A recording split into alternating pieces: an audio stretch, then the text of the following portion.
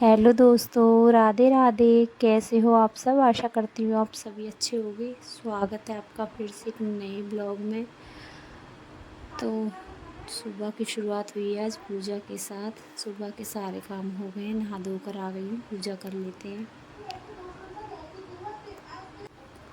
और इस ज़िंदगी में सच बताऊँ, एक प्रभु के सहारे, प्रभु का ही सहारा है, वरना कोई किसी का नहीं है।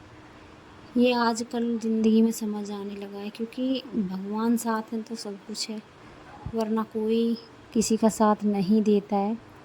अगर इंसान पर कभी मुश्किल आ जाए ना, तो सबसे पहले अपने ही रंग बदलते हैं। अगर भगवान का साथ है और कर्म अच्छे हैं तो सब कुछ अच्छा है, वरना आदमी जीते जी हार जाता है।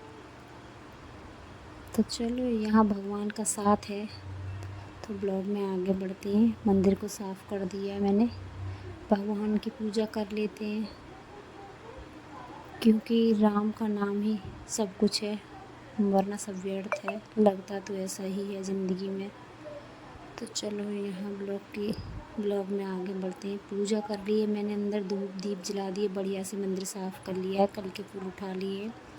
और अब फूलों की भी बहार ख़त्म हो चुकी है, बिल्कुल फूल झुलस चुके हैं गर्मी की वजह से। जितने आने थे वो आ चुके हैं, पेड़ ख़त्म हो चुके हैं, पेड़ों पर फूल आने बिल्कुल बंद हो चुके हैं, एकदम जल गए हैं।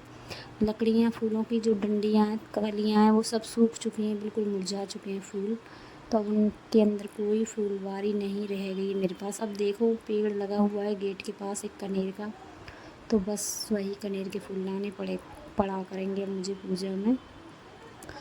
उसके बाद मैं मंदिर गई। मंदिर से आने के बाद अपना वही थोड़ी सी चाय बनी रखी थी, क्योंकि मैंने इनको बना कर दी थी नहाने से पहले ही। मैं नहाने के बाद ही चाय के साथ कुछ खाती हूँ, तो इनको दे दिया था मैंने कुछ खाने के लिए। इनको लगी थी भूख, तो तभी मैंने अपने लिए चाय बना ली, कि बार बार कौन चाय बनाएगा। तो अपनी चाय मैंने पी लिए। और यहाँ थोड़ी सी सेवई रखी हुई थी, तो वही सेवई बना देती हूँ। साथ में रखा हुआ था पंचामृत प्रसाद, क्योंकि पंचामृत का प्रसाद ऐसा है कि कोई सूखा तो नहीं खाता। उसमें बूरा थी, किशमिश थी, गोला, नारियल, काजू, बादाम सब थे, लेकिन किसी ने भी वो सूखा नहीं खाया। तो मुझे लगा मीठी सेवई बना लेते हैं, उसमें पड़ जाएगा मीठा भी हो जाएगा कुछ नाश्ते में, और प्रसाद भी सबके मुंह लग जाएगा, सभी खा लेंगे प्रसाद को। तो मैंने वही प्रसाद लिया था, और सेवई को थोड़ा 2 चम्मच घी डालकर उनको फ्राई करके दूध गर्म करके ही डाला था, गर्म दूध में ही डाली थी मैंने सेवई।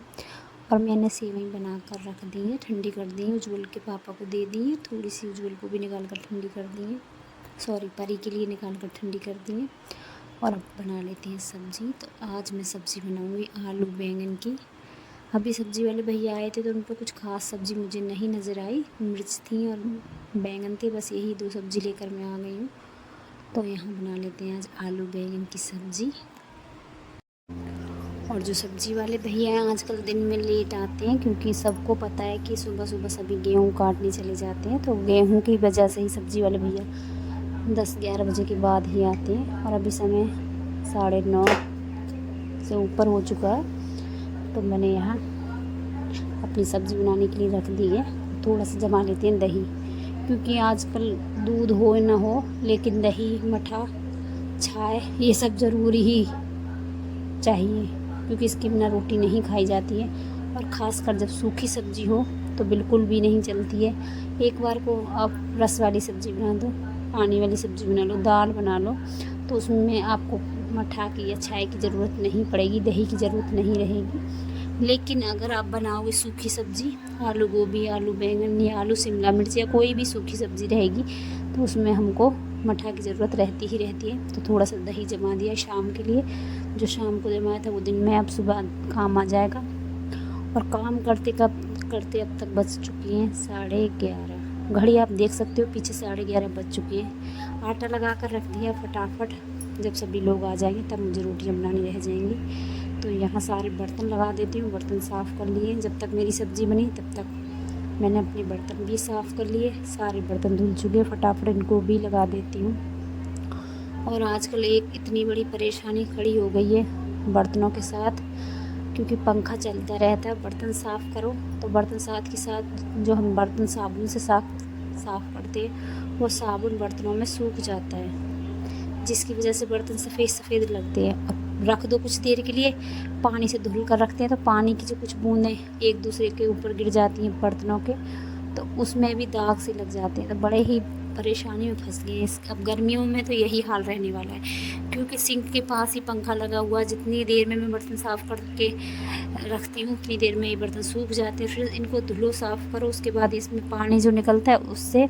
सारे बर्तनों में दाग पड़ जाते हैं। तो ऐसा लगता है जैसे मैंने बर्तन धुले ही नहीं हैं, इतने गंदे से लगने लगते हैं। तो धुलने के बाद एक बार इनको पोंछना भी पड़ता है, लेकिन पोंछती मैं जब मुझे ज़रूरत होती है, जब मैं कुछ करती हूँ बर्तनों से तभी पोंछती, वरना मैं ऐसे ही लगा देती हूँ। और यहाँ आ गई हैं दीदी, तो चलो बैठ कर दीदी से कुछ देर बातें करती हैं। काफ़ी देर बाद आई हैं, साल में एक बार ही आ पाती है। इतना समय किसी के पास है नहीं, सभी के बच्चे पढ़ाई में लगे हुए हैं, तो बच्चों को छोड़कर नहीं आया जाता है। तो सभी अपनी अपनी ज़िंदगी में इतने व्यस्त हैं कि किसी के पास पल भर के लिए भी समय नहीं है। भाग दौड़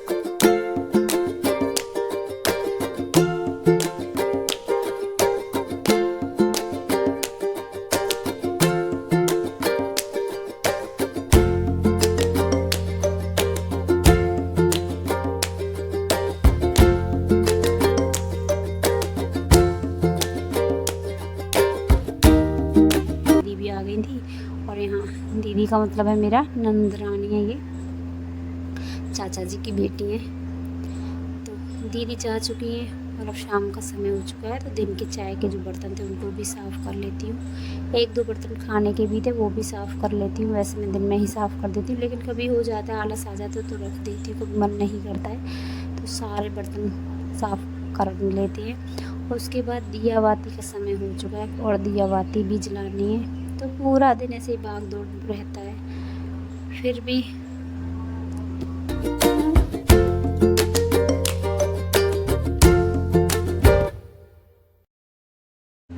और यहाँ हो चुकी है अगले दिन की सुबह। तो सबसे पहले आप सभी को राधे राधे। और सुबह सुबह सबसे पहला काम होता है पूरे घर को साफ़ करो, पूरे ग्राउंड को साफ़ करो, बासा जो रह जाता है उसको साफ़ करो। लेकिन ये पत्ते हैं कि जान को पड़ गए, पत्तों का सीज़न पता नहीं कब ख़त्म होगा, ये कब पत्ते ख़त्म होंगे। मैं तंग आ चुकी हूँ इनको पत्तों को साफ़ करते करते। तो चलो फ़िलहाल तो मुझे अब लगानी ही पड़ेगी इनमें झाड़ू।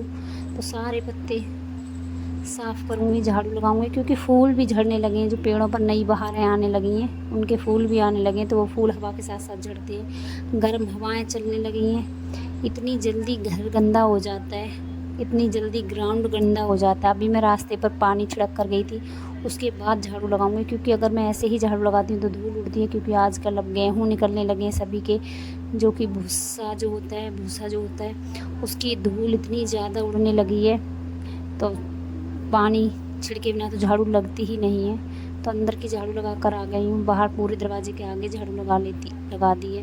और जितने भी पत्ते थे सबको लेकर आ गई, सब में लगा दिए मैंने आग। तो ये जलती रहेगी और यहाँ की कर लेते हैं सफाई। उसके